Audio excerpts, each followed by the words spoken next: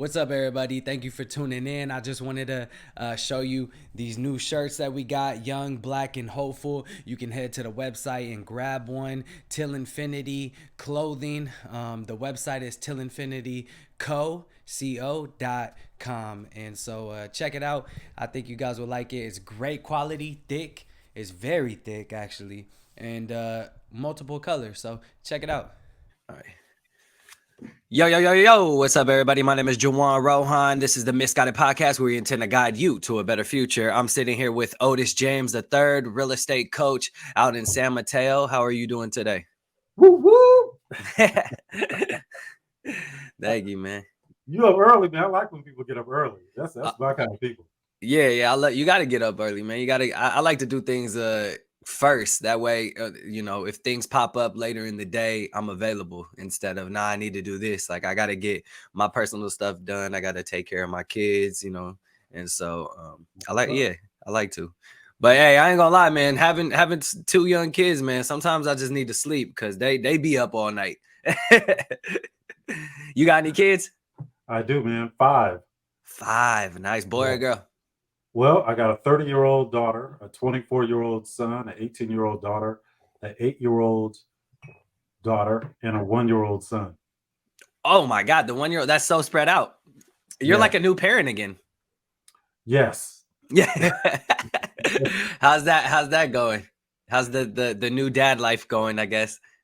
I've been that's not my first rodeo, so yeah. It's moms are always they're carrying the weight, so for sure. It's easier for me. Yeah. Nice. Yeah, I owe my wife a lot. I'm always like, all right, I gotta go. I'm sorry, like I gotta hit the road, but they take care of us, so that's good. But man, yeah, I like to well, first off, I want to thank you for coming on the podcast, but I do like to give the audience a background of kind of how I found you. And I'm actually not sure if you remember this, but we first spoke maybe like two years ago on Clubhouse, if you remember. But that was a while ago, so probably not. I know you're on Clubhouse like every day, but it was literally right when Clubhouse had came out. For those listening, Clubhouse, it was like its first month where you had to get like invitations and stuff, right? And I was in a group with fellow Bay Area entrepreneurs, business owners, and then I think I met you in there. And we had one phone call. I think we spoke a few times through text, and then lost touch. And then 2 years later, you popped up on TikTok. You know how it has the, hey, this is from your contacts on the For You page. You popped up on TikTok, and I was like, damn, I keep seeing his face. He looks hella familiar. Yeah. He's talking about real estate, and he's like doing these classes. Like that sounds familiar. And so I reached out, man, and you reached back right away and was like, text me, let's set it up. So I appreciate that. Thank you. Absolutely, man. Absolutely. It's my pleasure. Cool. Well, let's go ahead and get into your story. So where are you originally from? I'm born and raised in San Jose, California. Okay, nice. And you're in San Mateo now. When did you make that move out there? About 2014. I mean, it's still considered Bay Area. Yeah. 25, 30 minutes away. But but I invest all over the country, though. I typically don't invest in my own backyard. I mean, I own real estate here, but not, I don't invest here. I'm all over the place. Do you have real estate in San Mateo though? Because that's expensive. Yeah. You do? Yeah, nice. And obviously San Jose or no? No, not in San Jose. No, my parents. Okay. I go down and just visit my parents from time to time. Nice.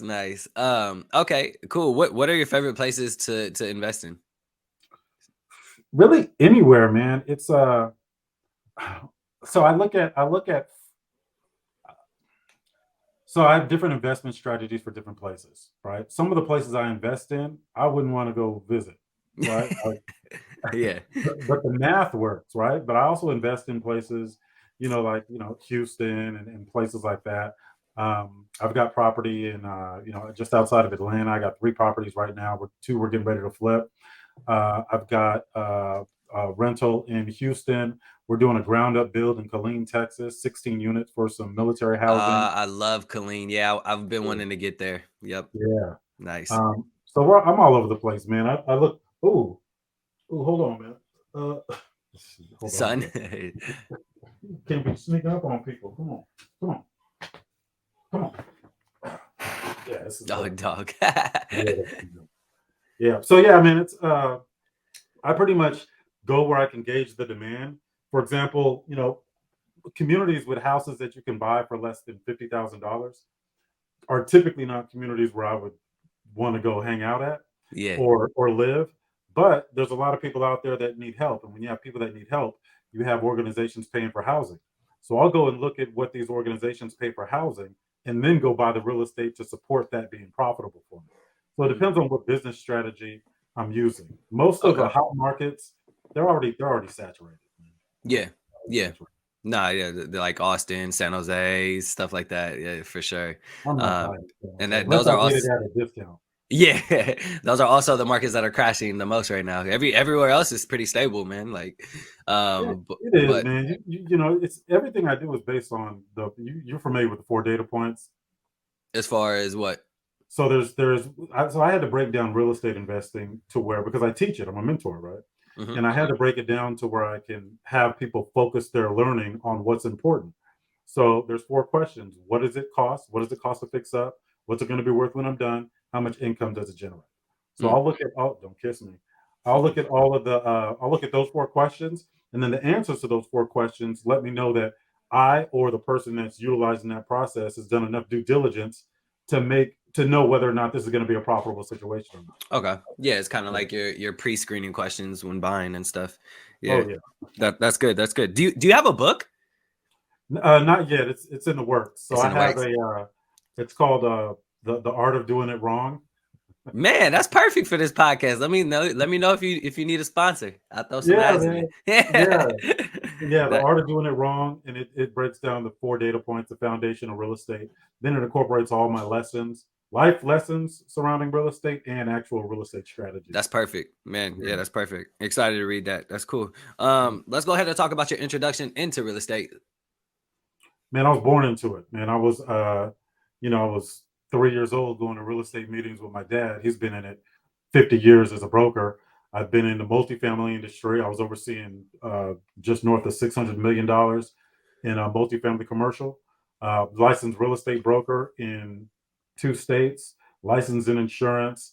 So I was licensed. I've been licensed for 20 years. So Mm, I've been through a lot of different aspects of real estate, the management of it. I was a mortgage broker for 10 years. So the financing of it, not just traditional, but creative financing yeah. and structuring deals creatively. So it's really all things real estate over most of my life. So a lot of this stuff it ends up being second nature.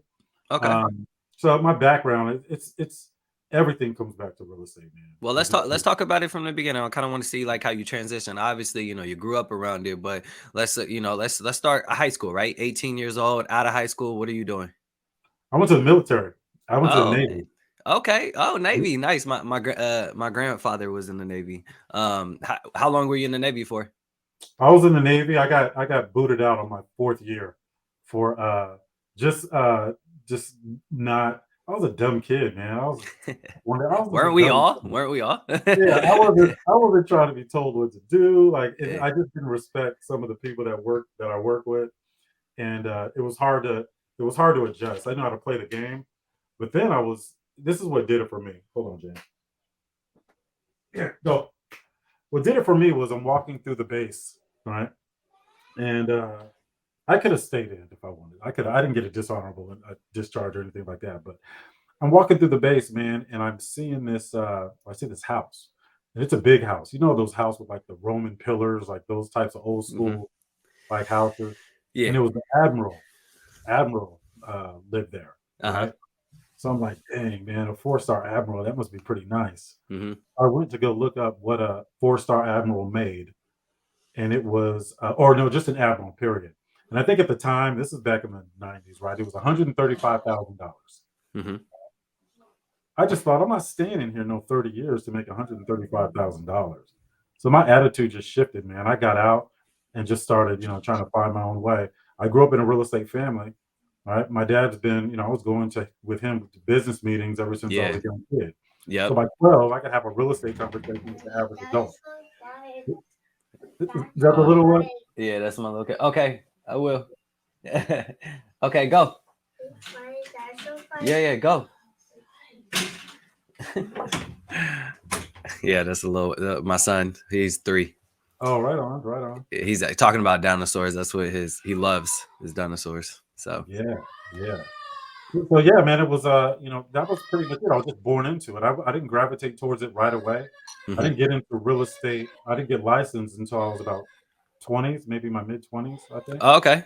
Um, So you're only like there for 2 years then, right? in the military. Yeah, No, I was because you got there. I in when was you were there. 18. I was there 3 years and 2 months. So I got out when I Uh, was. So I was there 19, 20, 21, and after. So about 3 years and 2 months oh, exactly. okay. Cool, cool. And I got licensed in 2000. So I got out in '98. I got licensed in 2002. Mm, So I went to. I got out. I started working for the cable company, working on their internet broadband system. Right, this is this new invention where you get internet over the cable. Right, hmm and so I did that for 2 years, and worked for the phone company for 2 years, and then what happened was the phone company said, "Hey, we'll give you $25,000 if you quit, and we'll give you 2 weeks pay for every year that you've been here," because they were downsizing, so you could volunteer. That was more money than I'd ever seen at one You were time in like, my life. absolutely. Before they even finished talking, man, I was like, Yeah. "Man, come out, like, no plan, no Yeah. job, no nothing." So, in true Otis fashion, I was very responsible with that money. I went and I bought a car, put rims on it, put TVs in the headrest. Oh man. I was broke in TVs in the 6 months. headrest though. Hey, that was the time though. Or put the 12s in the back of the truck where you had to go change the CD player in the back. Nice, So I man. did that, man, and then so I spent all that money, and then I had to go get a job, and I got to leasing apartments, Mm, and that's how I got in the multifamily industry. And while I was in there, I became a notary, opened up a notary signing agency okay. nationally, outsourcing. Right, you call me Yep. for the order, I just find somebody to do it, and I take a cut Yep. because that was way more lucrative than me going out and doing all the signings myself. Yep. Then I got licensed and just kind of that was just a natural progression to get licensed and go into real estate with my father. That's crazy, man. Yeah, so I own a mobile notary agency as well. So Oh, um nice. I do less like calls because I have someone who does that, but I actually am in the field and do it. But it's like I love being a notary. Like I don't like being a loan signing agent, but I love Yeah, being a notary and just doing general notary work because I get paid such good money for such a short amount of time. Like I can make 150 in 15 minutes and yeah, for a 5-minute drive, you know what I mean? And so yeah. I love being a notary. Right now I'm the number one notary in Solano County. So if you need That's any what's notaries up. out here, I got you. All right, all right. Yeah, man. Like so what I did was, and I was a signing agent, so I only did loan documents. Oh, okay, yep. Those things can be pretty like there was That's one why I hate attorney. them. That's why The I hate last them. one I ever did, the attorney read every single page while I was there. That was the last one I ever did. And I you said, were I'm like, not I doing can't do this no more. Yeah. it. Yeah, I can't do this. You know, So, it's crazy. I don't know if you know who Mark Wills is, but he's like the loan signing system guy for notary. Like, oh, you just look on the internet, type in notary loan signing system. He's the guy that pops up. I'm interviewing him next month, and I'm gonna ask him about like the difference between loan signing and general work because I personally hate loan signing because of those this and in my area they only pay you like $85 max, and they say that you're getting paid more than other notaries. Usually we only pay like $60. I'm like, you expect me to print 400 pages, yeah, then drop it off at FedEx? I got to go to 3 different places and like, what? we don't do that. Yeah, We don't do that. we don't do Like, that. nah. General notary work, I like way better. But you got Yeah, to know how to work it, right? absolutely. That's really cool, man. So you got the notary agency you did. When did you stop doing that? Yeah, I know you said that was your last one. Well, I think I stopped doing that in 2004. Hey, can you close the door for me, please? 2004. Yeah, thanks. Sorry. Yeah, I stopped doing that about 2004, man, and there was just too many other ways to. I couldn't be by the phone that much. So what would happen is somebody would call my company. Let's say they're from like Pennsylvania.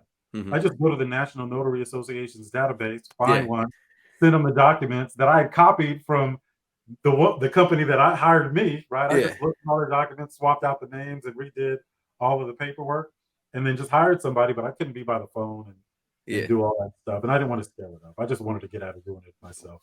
Yeah, no, that makes sense. And real estate is where you ended up. So that's good, man. Let's talk about kind of like your first deal in real estate. What was your first deal? I know you remember it. My first my first deal was not any deal that I would do today, man. This is But back that's when good. Let's talk about it. Let's talk about it. this is back when you could do 100% financing, Mm, right? You could I do a already know first where this is going. and a second, and I got the commission because I was Let a me guess, real realtor. 2007?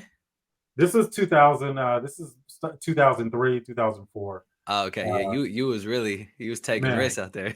I was over leveraged. I had like 5 houses, all 100% financed. Oh man. All so I ended up losing it all, right? Like I just wanted to tell people I got all these houses, and then I could like, I could ball out for a little bit because I got like the commission from it right after. So Yeah. now when we go out of the house, now I got another $20,000 in my pocket because I did my own financing too, right?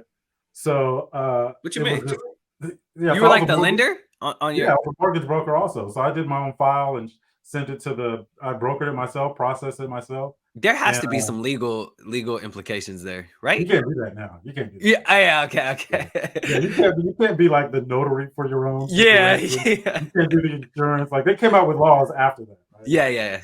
And this is back when your real estate license was your mortgage broker license.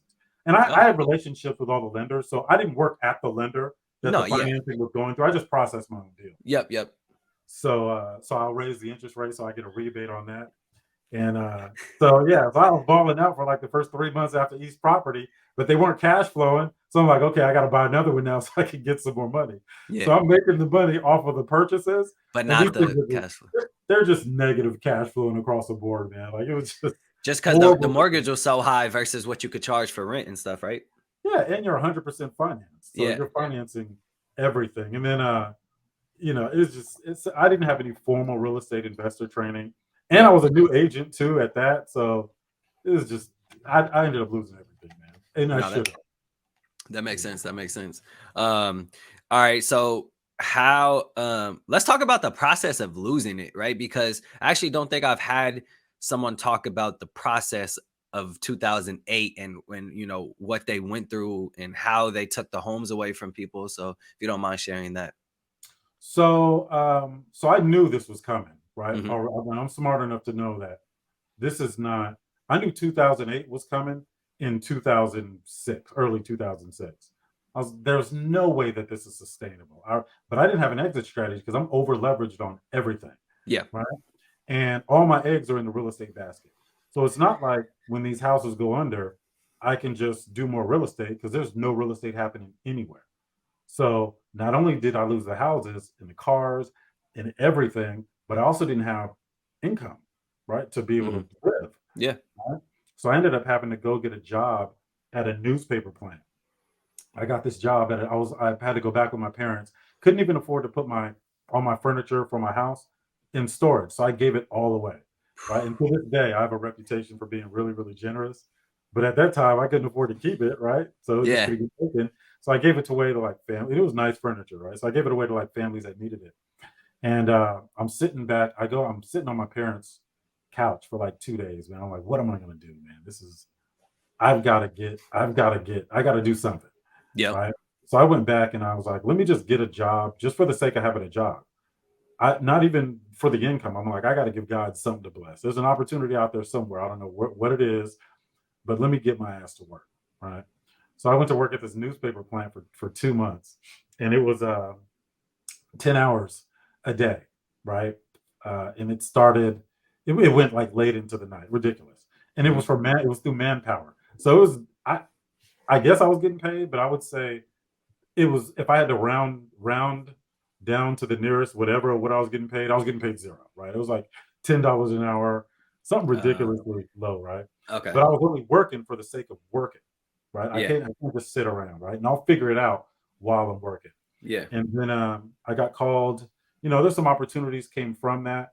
The multifamily industry called me back because I was in the multifamily industry in 2001, leasing apartments. Got into real estate 2003, so quit the multifamily industry. They called me back. I started at the bottom, right, $15 an hour. And man, mind you, this is after making hundreds of thousands of dollars a year in real estate. So I'm starting back $15 an hour. And then I just worked my way up the ranks, man. And more opportunities came out of that. There was a spiritual, situation that happened during that time. I was doing ministry for 3 years exclusively, right? Not pulpit and just going out to the places that nobody wanted to go, right? Dealing with people nobody wanted to deal with. Okay. And ultimately, man, in the multifamily industry, I rose up to the regional level. I think my next promotion would have been regional vice president. And I started out making $15 an hour, and then I ended it, overseeing almost $650 million in multifamily commercial assets. So just the journey is just so much went on. Like losing all that stuff was the best thing that could have happened to me. I didn't know what I was doing in 2003 as a real estate investor. I actually went on to take formal real estate investor training though, right? Even when I got more proficient, I Yeah. just, I thought, how are these people going bankrupt and then getting right back in the game? Like, how, you remember that show HGTV show where there was a husband and wife, and the story's always the same. Well, in the real estate debacle, we lost everything, so we started flipping houses. Yep.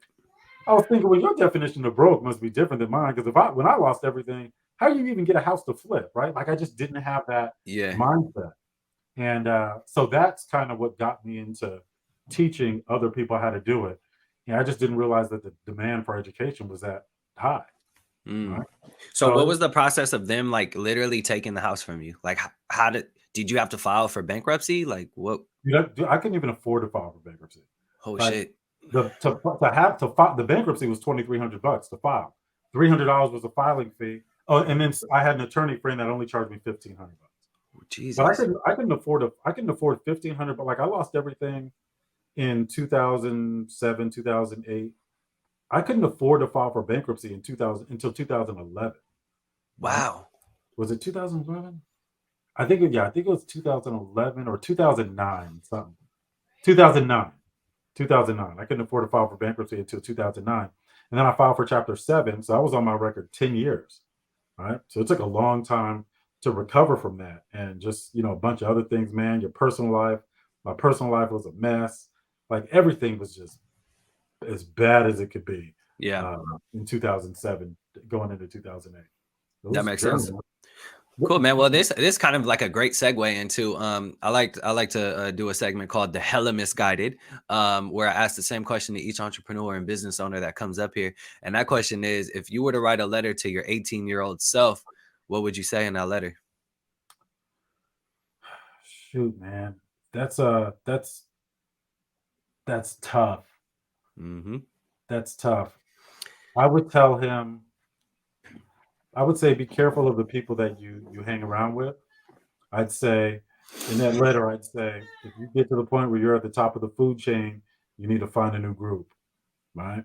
I'd Mm. say don't care what other people think. Just be the you. Just focus on you reaching your maximum potential. Don't compare yourself to anybody else. Just don't drink. Yeah. I'd say don't drink. Um, because it's so much, man. Like I don't even remember that guy, man. Like Really? I went through such a transition from Do you drink now? 31. Oh yeah, yeah, I do. Yeah, Yeah, yeah. He said, you responsibly, responsibly. yeah, responsibly. He said, I'm drinking Uh, tomorrow for the Super Bowl, man. it's just that guy was just he is a completely different person, man.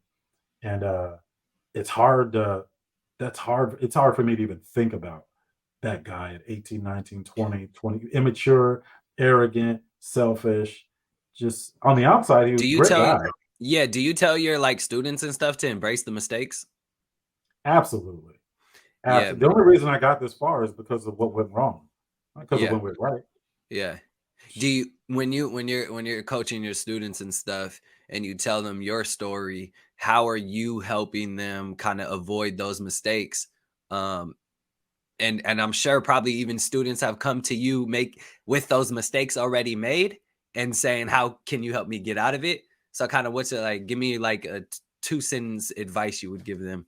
Yeah. So the people that haven't made the mistakes yet that come to me, I structure my curriculum based on the mistakes that I've made, so they don't Okay. have to. The people that already made the mistakes, Uh-huh. I tell them, look, but God can't send you to no college to be the you're going to be 10 years from now. All right. Mm, So in order for him to put you in a position to be able to be that person, your maximum potential, This is the training. This is the mistakes. Yeah. Right. So we move forward. We figure out what we've learned, and you can always recover. I'm teaching people how to buy real estate with zero money out of their own pocket. Yeah. So I Yeah. don't Yeah. care what the situation is. I got a plan for that. All right. Yeah. So it's really more of a more of an emotional thing than anything else. And I teach people to, it's just wood and bricks. All right. So I teach Yeah. people to detach emotionally, because if you don't, you start making emotionally driven decisions, and decisions need to be driven by data, not emotion. So it's easy to talk through those things, man. This is life, man. Bad stuff happens. We move forward. As long as we can breathe and we woke up this morning, we got a shot. All right. Definitely. So there's nothing you can't turn around. So Definitely. we really Definitely. don't cry over spilled milk. I like it. I like it. Don't cry over spilled milk. Are you ready for some fun? Let's do some common questions people have when asking, real estate coaches or anything. So these are quick answers. I'm gonna throw about 4 to 5 questions at you. I want you to try and answer with only 1 to 2 sentences max. Okay. Okay. Ready? Yep. Number one, how do I determine value of an investment property? 4 questions. What does it cost? What does it cost to fix up? What's it going to be worth when I'm done? How much income can it generate? How do I determine the best real estate strategy for me? Look at how much money you have and your knowledge, and see how you can make that money go the furthest. What should I look for during a property tour? Well, I've got 25 things you should look for. You want to look for the big five and the even bigger six: electrical, plumbing, HVAC, roof, foundation, and see if there's any functional obsolescence, meaning you got to go through a bedroom to get to the only bathroom. Those are the first things I look for. Can I invest with no money, and how? Absolutely. You structure the deal creatively. You assess the deal, get your name on that deed, add value to the property, leverage that new value to pay the seller or whoever else you borrowed money from to get you to that point. What happens if a tenant refuses to pay? I evict them. And that's why you don't deal with California. Exactly. Cool, cool. All right, man, great answers. I wasn't what was that one that was really good? Oh, the functional obsolescence. You only know that as a real estate broker and agent. And so that no one's ever mentioned that as a real estate investor, but that's because they're not a broker as well. That's really, yeah. That also look for low entry ways to change the layout, right? Like, because now open space is like a huge thing to get equity when you go and flip a property, right? So like, can I knock this wall down for less than $5,000, right? Or something like that. So stuff like that, functional obsolescence. That's great, man. That was really good. Cool. How many properties do you own?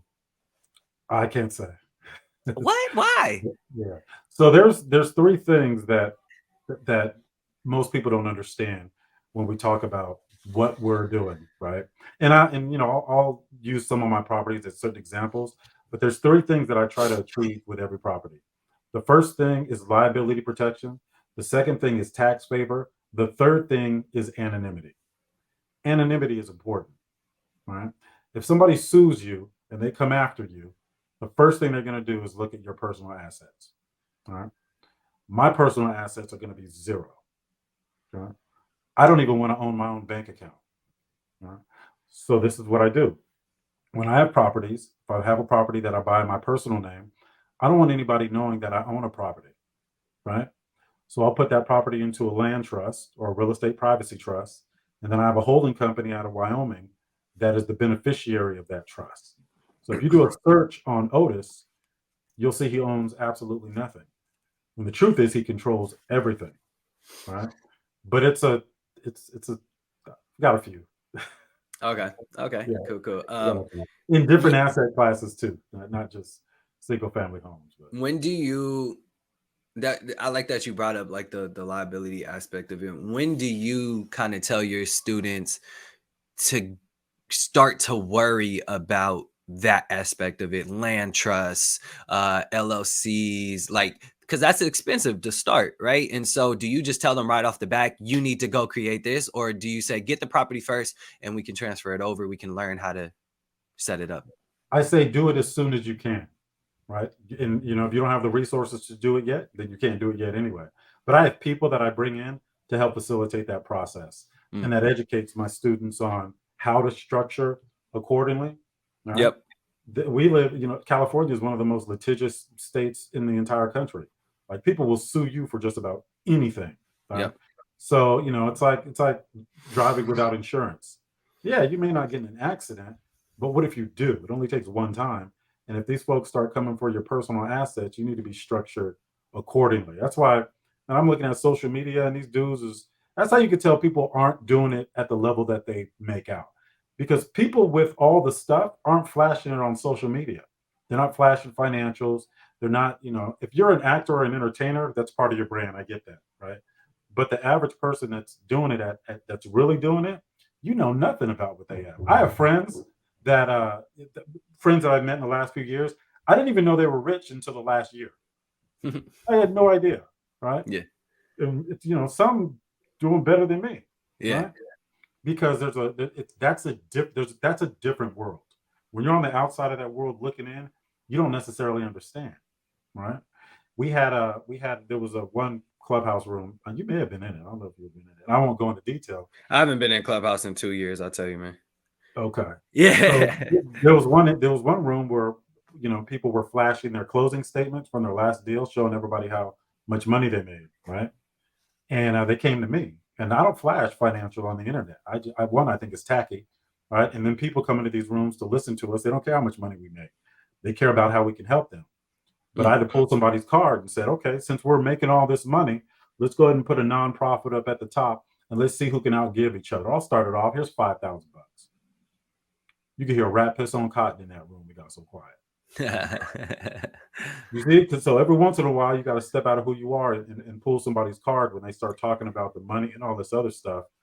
There's just a certain mentality that people that look like us need to adopt, right? And I had to adopt, right? Because I had a poor person mentality when I was making $90,000 a month, right?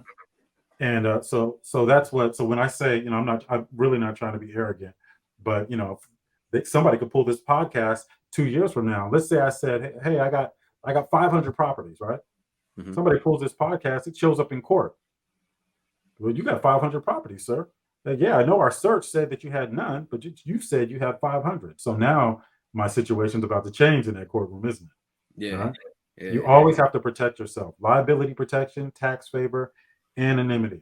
I don't care how inclined you are to ball out. If you're balling out, you better be structured correctly, right? Yeah, most definitely. No, that's good. I actually never thought about that. Like if you did say, I have 500 properties, that's crazy that they can use that, and they can use social media in court now is what they're doing with rappers, right? Oh, I mean, they're trying to fight that, and I think they actually might have won. They can't use lyrics against them recently, but yeah, so that's a thing, and yeah, that's great tips. I want to know, if is real estate like your only thing, like, or do you build wealth other ways? Let's talk about investing in stocks, life insurance. Like, are you building wealth any other ways? Yeah, so I have a three-pronged approach: real estate, life insurance, stock. And by life insurance, I mean the living benefits of, wealth gaining policies, right? And universal index, IULs, universal index life, um, assets that I can leverage, right? Same with stocks. Cash value. Yeah, cash value, right? Um, and those are the only three things. I have Stocks. other things. Oh, go ahead. Sorry. I have other things outside of that. I have an online course that runs on its own that I'm developing for your smartphone, and an online course that runs on autopilot. But that's all surrounding real estate, right? I did have a company on the non-real estate related side. I started with about $585. That company went on to do seven figures, for the short time that I had it, and I ended up dissolving that company. But What was it? It was so I can't say exactly what it was, okay, because there's some NDA stuff along with that. But it was something that had nothing to do with real estate, and I had never done before, and I had no idea how to do any aspect of that company. But I branded myself, and I just hired everybody else to do the stuff, and I just marked the price up 40%. I worked on that company maybe 4 hours a month. Really? Yeah. So why'd you dissolve it? I just didn't like the environment and the people that I had to interact with, and I had more opportunity elsewhere. But I'll tell you offline I'll tell you what it was offline. Okay, cool. Yeah, cool. That's interesting. Okay. Stocks. Like, are you? I guess is it like 401k, or is it just individual stocks? or mutual funds? What's kind of your thing? Yeah, ETFs? when I was more into stocks, I would I would invest in, very lightly, right? I think I didn't dabble in it too much. I think my portfolio, over 2 years, I built it up to like just under 500,000 or something like that. And because I wasn't an expert there, Hmm. and I don't want to put too much into something that I'm not an expert in. I Hmm. can do real estate all day. Now, if I had to choose, I would probably leverage I'm always trying to buy more real estate, Hmm. right? So if I have to leverage my stock, or if I have to leverage any insurance, it's always going to be to buy cash flowing real estate assets. Yeah, Yeah, that's it, man, for me. for sure. Do you have like a favorite stock right now that you're like that is like, ooh, this might do well? Like for example, Tesla. Tesla's been doing terrible, but Yeah, something like that. Tesla is still such a good company, though, Oh man. yeah, they're And they're, they're gonna bounce back easily. Crazy. yeah, with this, people were telling me to get to invest in, AI. They were like, Mm. that's going to be the wave of the future, right? And I was like, well, I don't know enough about it, right? But it's like anything else, right? You're never going to catch. People are always chasing that next best thing, right? And getting rich is not a you don't catch it that fast. It is being consistent, having discipline, and planning for these investments that you can see all the way through. See, I don't know what a stock's going to do 6 months from now. I You have don't know no what a idea. stock's gonna do tomorrow. Right. So, but I know what my real estate's going to do 6 months from now, Yeah. right? And not only that, I can control the value depending on the asset class. I can control the value of that real estate by being a real estate operator, right? By operating this multifamily commercial the way I know how. So it's way more predictable, and I need something I can go touch, man. Nah, yeah, I always talk about that. Like the difference between real estate and stocks is that, like, stocks, you just put your money in there and you cross your fingers, right? And you pray. Right? You can't do much, right? But enter good. You enter at a Yeah, low price, right? And sell at a high price. That's it. With real estate, you can still find your way out of a shitty situation. Like there's multiple entries and there's multiple exits. And that's yeah, why I like it. Like, you might not buy at the lowest, right? But you can at least make it cash flow, burr situation, refi, get it on the back end. There's many ways to come up creatively with that, but you can't do that with stocks. And so yeah. always And, try and and, like you, and you still preach. reap the benefits of owning the real estate, even if it's not cash flowing. You're still writing Absolutely. off interest, property taxes, Yeah. maintenance, and it's offsetting income elsewhere. You're still taking 27 and a half years depreciation Yeah. over the yeah. So it just, in my opinion, it blows everything else out of the water. Most definitely. Most definitely. Why do you right? Why do you find joy in helping others? Shoot, man. I don't know, man. It just makes me feel good to do that, right? Like I've been in situations where I've needed help, and somebody I remember how it made me feel when my dad would just be like, because I would never ask. He'll just write a check and be like, hey, here's $1,000, right? Like how much of a relief that was, you know, because of whatever the situation may have been at the time. So I think if you can help somebody, man, and it helps you, right? I get it back tenfold. Right? And when I help somebody, I don't help them to make me feel good, right? I help them because they need the help. And that's evident in the amount that I write the check for, right? A lot of people help people. Here's $2. You peep somebody walking outside of a store, begging, right? Oh, here's $2. Here's $3. The hell are they gonna do with $2 and $3? And what if it was you, right? Here's $100. Well, they're just gonna go spend it to buy, beer. Well, shoot, given their situation, I think they deserve a beer, right? Like I don't audit them after I do it. Hmm. And I just feel like it has to be done. If you have the power to do it, God will give it back to you, right? And when He gives it back to you, it's going to be a lot more than you gave. So I've always been in the habit of doing that, man. And if you can make life easier for somebody else, do it, right? I Yeah. remember I needed life to be easier for me, man. So that's it. Oh, I like that. I remember I needed life to be easier for me. That's facts, man. Because when I go and I give these presentations or talk with students and stuff, or just consult on any type of business. I like yesterday I came home and I was telling my wife, like, man, I feel really good. Like I could do this stuff for free all day. Like, you know what I mean? Like I can go in and help these kids and tell them the stuff that I wish someone was coming into my class telling me. And I feel good after. And she can like see, like, the glow on my face, right? That I'm happy. And I'm doing it for no returns, right? Imagine if I was getting returns, or in the future I might get returns because one of those students might become super filthy rich, right? And come back and say, man, you really changed my life here, like, so. And I'm not saying I'm doing it for that, but like you said, there's also benefits in helping people, and I just feel really good. So that's why I asked that question. But yeah, man. This it brings me to my next question, which so I was on your website, and I was looking at, kind of just everything you offer and stuff. You offer a 30-minute consultation. But I was looking at your pricing, and I want to talk about your pricing a little bit because it's high, right? And I want to understand from your point of view why you charge so much, and what do you say to students who say, I could just use that money to go buy real estate right now? Why am I going to pay you $10,000 when I could just go buy something and learn my lesson or something, right?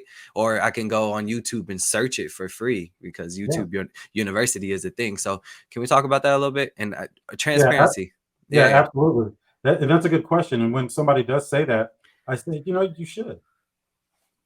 You should do that. It's not about the information, right? And I tell people when we have these presentations, I tell people it's not about the information. I'm on Clubhouse for 2 years giving all the information away for free. So why would somebody pay me $10,000 if it was just about the information, Mm-hmm. right? And when somebody says, "Well, instead of paying you $10,000, then I can just go buy some real estate," I say, "Yeah, you can." And then what do you do when you spent that $10,000 on the real estate? Did that one piece of real estate in that $10,000 equity position make you rich? Because if you have $10,000 in your hand and I have $10,000 in my hand, who do you think is going further? I'm buying real estate for zero money out of my own pocket. So how much is that worth to you? And my mentorship program doesn't have an end date. We have a structured curriculum that has an end date, but I made a commitment to turn people into real estate investors. So you're not leaving me until you're a real estate investor. Mm-hmm. No one else is doing that. And the folks that sign on with me, they've been listening to me for a while, so they already know what it's about. The question is, why am I charging so little? Is what it is. Because when you look at other programs, Fortune Builders and all these other programs, they're charging 25, 30, 40, $50,000. Tell me what kind of person is coming to you to buy the business elite package for $15,000?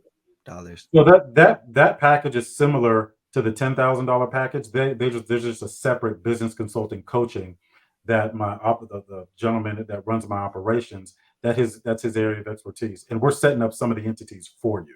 So you don't have to go out and get your LLC. That's all included in that. The 10,000 package are people that want to specialize in apartment buildings, right? So that's a good question. So what do you learn, right? I just happen to have my computer right now. So our core curriculum. This is just the core curriculum. Mm-hmm. 4 data points: analyzing investment property, beginner mistakes, best practices, cost segregation, finance overview, finding off market deals, flipping, marketing, rehab, seller financing, compliance, staying compliant, structuring deals creatively, subject to deals, tax deeds. That's our core curriculum. You get into apartment buildings, we go into cap rates, net operating income, capital expenditures, commercial leases, financing, typical inspections, key dates for transactions, all of the due diligence, examination of operating expenses, soft costs, staying compliant, and multifamily. Then I have a bunch of tools, and then we teach about zoning. Pre-recorded videos and one-on-one coaching. This is all just like this. I teach them just like this. So if I were to go buy a $10,000 package right now, I'd get like a one-on-one situation with you live. Like I'm not going through like a course type of situation. No, I need to be sure that people see my face. I'm That's very good. particular about, I don't bring in other trainers. We have no interest in scaling up. If 100 people try to sign up right now, I'm turning away 75. Period. Because it's me. There's one other trainer that I trust, and I vetted him for a year and a half. And we call it a real estate family. So I take personal responsibility for their success. If something's not working for somebody, we need to have a conversation, because I can't have people out there not knowing how to invest in real estate after they've been associated with me. So I'm personally mentoring just under 300 people right now. Got it. So yeah, we do this. We do face to face. I don't do the just The do a bu- course and all that. yeah, Right. yeah. All right, cool, cool. That's No. good. That's good. Yeah. That makes it worth more than just do a course. Um, what was I gonna say? Oh, all right. So we're gonna end up wrapping up. It's almost 10 a.m.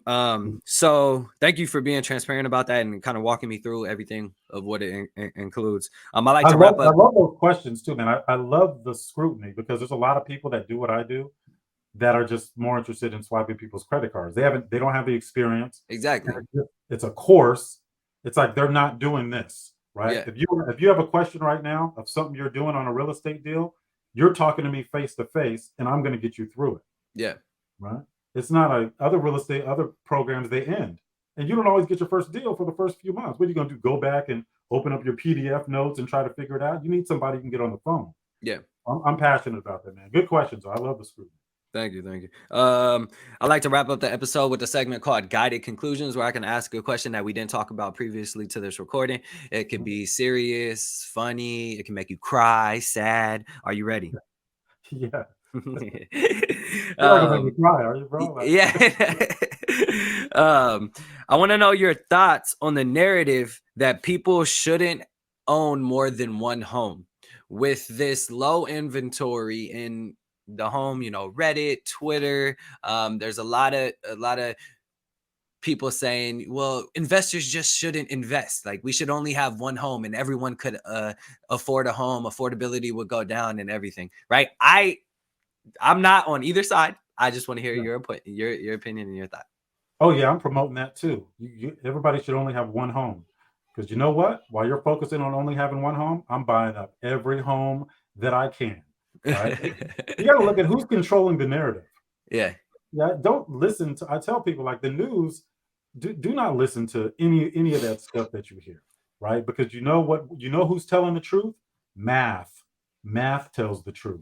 So if you have the information and you understand how it works, then you don't have to listen to anybody else. These hedge funds are putting in billions over billions buying residential real estate. But what if we stop that though? Then how do your feelings change? Because I understand the like average person wanting to go up against that and like, well, if they're gonna do it, I'm gonna do it. I don't want to get left behind. Understand that. But what if they stopped and everyone just stopped? Where do you stand there? I would love that. Right? Oh, I would so love that. But they won't. There's a No, housing crisis. absolutely. Yeah. Not never And happening. yeah. Yeah. Keep in mind, the American dream and more, those that whole idea was invented by the banks, Yeah. right? That's not a. It's people need to lift the veil up and see what's really going on, right? I don't listen to what anybody tells me, Yeah. right? I want to buy something, make it worth more than I bought it for, pull some money out of it tax free, and keep it generating income for me and my kids and their kids. I don't care what anybody else is doing outside of that. I've never even heard that narrative. Like there's so many arguments to the contrary. I don't even know who tried to force that narrative. I've heard it. I've heard it on like Reddit and Twitter conversations a lot actually recently, but it's mainly from like Canada. So I don't know if different laws in Canada, but it's mainly from Yeah, like Canada or different countries saying, well, the US is just structured wrong because you should only really have one. Like, so I don't know. But I've heard that for sure though. But yeah. yeah, thank you for answering that. Thank you for coming up here on the Misguided Podcast and talking about everything. Let people know where they can find you, how they can get in touch, etc. Odis10k.com. ODIS, the number 10, the letter K.com. My whole business card is on it. Nice, cool. And yeah, I just want to thank you for coming up here. Everyone listening, make sure you like, subscribe, and go follow Odis and stay tuned, man. Amen. I appreciate Yeah. you, bro. Yeah. Well, you heard it here. This is the Misguided Podcast. We intend to guide you to a better future. My name is Juwan. I'm sitting here with Odis. Make sure you like, subscribe, and I'll see you on the other side, y'all. Cool.